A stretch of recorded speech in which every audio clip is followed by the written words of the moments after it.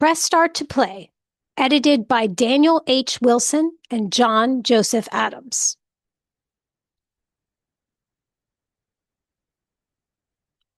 Foreword. Since their invention about half a century ago, video games have come to play a vital role in modern human civilization. I think this is because we modern humans were never designed to live like we do now, sitting in traffic, working in offices, shopping in stores. We are, by design, hunter-gatherers. Millions of years of evolution have wired our brains with an inherent need to hunt, gather, explore, solve puzzles, form teams, and conquer challenge after challenge in order to survive as we claw our way to the top of the food chain. For most people, day-to-day life no longer requires many of those experiences or challenges, and so those primal instinctive needs inside us have no natural outlet. To keep our minds and bodies healthy, we have to stimulate those old ways in the midst of our modern technological lives, where everything on the planet has already been hunted and gathered. Thankfully, the technology that created this problem also gave rise to its solution, a way for us modern city dwellers to exercise our inner evolutionary demons, video games. Playing video games has been a daily stress outlet for me since the age of 5, when I received my Atari 2600 for Christmas. It seems like I spent the next few years of my childhood spot welded to that Darth Vader black, heavy sixer game console. Despite the crude, blocky graphics and primitive sound effects, it felt like having a virtual reality simulator in my living room. I could simulate battling space invaders or flying a jet or slaying a dragon inside the digital reality created by those old school games. And this new interactive storytelling medium allowed me to be the hero of the story instead of just a passive participant, and to influence the narrative's outcome. It was the dawn of a new era. I didn't realize it back then, of course, probably because I was just a kid wearing Spider-Man underoos. But the experience of growing up part of the first generation of gamers would change the whole course of my life and set me on the path to becoming a storyteller myself. Since video games have now become a major facet of the human experience, to me it seems only fitting that they also become a more prominent feature in our culture's non-interactive fiction. My first 2 novels, Ready Player One and Armada, both explore humanity's evolving relationship with video games and how it informs and alters our reality, as well as our perception of it.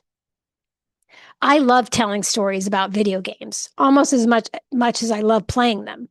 That's why I'm honored to write the foreword for this anthology. I'm genuinely excited to see how each of the contributors approaches the same subject matter, and how each draws on their own adventures and experiences growing up on this new digital frontier to create a narrative in a completely different medium.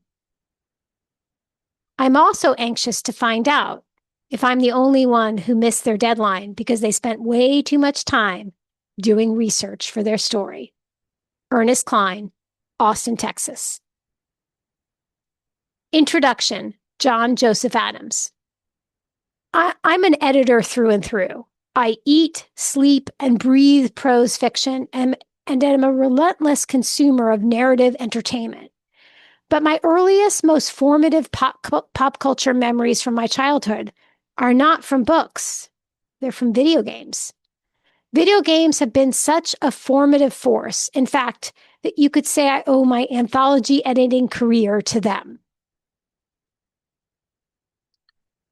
My first anthology, Wastelands, Stories of the Apocalypse, was a reprint anthology of post-apocalyptic fiction which I grew to love while playing the 1988 game Wasteland, and then 1997's Fallout, both created by the brilliant Brian Fargo. Immersing myself in Wasteland's apocalyptic setting for hours on end, not to mention the many hours copying floppy disks each time I wanted to start a new game, instilled in me a love for that particular subgenre that I've never been able to shake, despite having read many hundreds of books and short stories on the subject. And even having now done 5 different anthologies centered on the theme, or 7 if you count zombie fiction as part of the same genre, or 8 if you also count my previous anthology with Daniel H. Wilson, Robot Uprisings. But Wasteland was hardly my first gaming love. I can remember playing video games as early as 5 or 6 years old, playing Gorf on my Commodore VIC-20, or Space Invaders on my Atari 2600, or Zork on my sister's TRS-80. When my mom got us an IBM with, get this, a whole megabyte of RAM, I played the hell out of King's Quest in glorious CGA color. And even later, on my trusty Commodore 64, which would become my primary gaming device for many years, I lost many months of my life to the magnificent Ultima 4. Because of its focus on virtues and how the choices you make have consequences, surely I'm not the only one to think that that game made me grow up to be a better person than I might have otherwise. And then, of course, came the Nintendo Entertainment System, which revolutionized gaming and my brain with games like Metroid, Final Fantasy, and The Legend of Zelda. One of the bitterest traumas of my youth was that I lost my copy of Zelda 2, The Adventure of Link, when my house was robbed. I was only 3/4 of the way through. Oh, the despair I felt at having to start all over. That was soon followed by the Sega Genesis, whose allure actually got me to truly care about school for the first time in my life, after I made a deal with my mom that I'd get one for Christmas if I got straight A's one semester. Spoiler alert, I did it. My one and only time to meet that goal in any of my pre-college schooling. In my teens, I took a detour where I mostly played games on an Amiga computer, including Carmageddon, Bard's Tale, Populous, and 2 of my favorite games ever, Sid Meier's Pirates and Civilization. During that Amiga summer, a kid in my neighborhood was up on his roof with a .22 rifle shooting stuff for fun. He decided to shoot at the roof of my house, only he missed and shot at the walls of my house. Had I been sitting at the Amiga playing a game, as was pretty damn likely, as this was the middle of summer vacation, I very well could have been killed. Fortunately, I was a teenager and slept till noon that day. Since staying up late gaming the night before possibly saved me from being shot, it seemed only reasonable that I should devote the extra life, get it, I'd been given to gaming even more. So I progressed to a PlayStation 1, the PS2, then to an Xbox 360 and PS3. Along the way, I became a wizard at playing fake plastic guitar and can pick a Skyrim or Fallout 3 lock like nobody's business. Sometimes I'll pick locks for my wife, and she's astonished each time as if I'm performing a magic trick. Just last year, video games caused me to do perhaps the geekiest thing I've ever done, and as someone who is essentially a professional geek, I don't say that lightly. I created a custom football team in Madden and named all of the players after characters from science fiction and fantasy. There's something so appropriate about watching a player named the Nazgul relentlessly pursuing a quarterback. That brings us more or less to the present.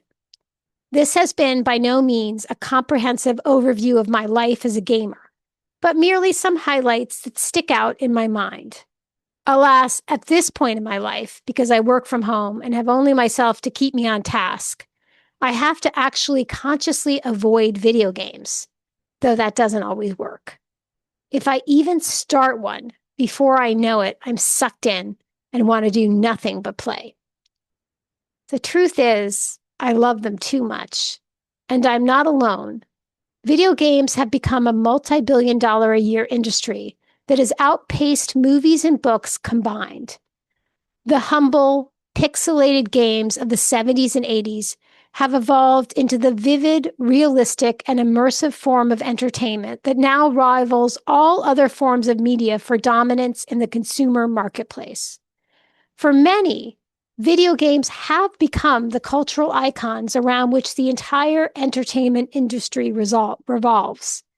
So if exploring video games has become one of the primary ways we create and experience narratives, I thought, why not create some narratives that explore the way we create and experience video games?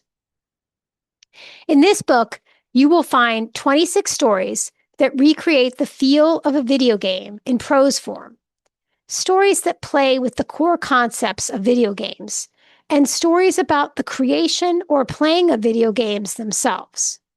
We asked a wide array of writers to participate, several of whom work in the video game industry, such as Mark Laidlaw, Half-Life, Austin Grossman, Dishonored, Mickey Nielsen, World of Warcraft, Rhianna Pratchett, Tomb Raider, and Chris Avallone, Fallout New Vegas, as well as new and notable writers of science fiction and fantasy, including original stories by Hiroshi Sakurazaka, All You Need Is Kill, basis for the film Edge of Tomorrow, Shannon Maguire, Half Off Ragnarok, Charles Yu, How to Live Safely in a Science Fictional Universe, Robin Wasserman, The Waking Dark, Andy Weir, The Martian, and Hugh Howey, Wool, and reprints by T.C. Boyle, World's End, Catherine M. Valente, Deathless, Ken Liu, The Grace of Kings,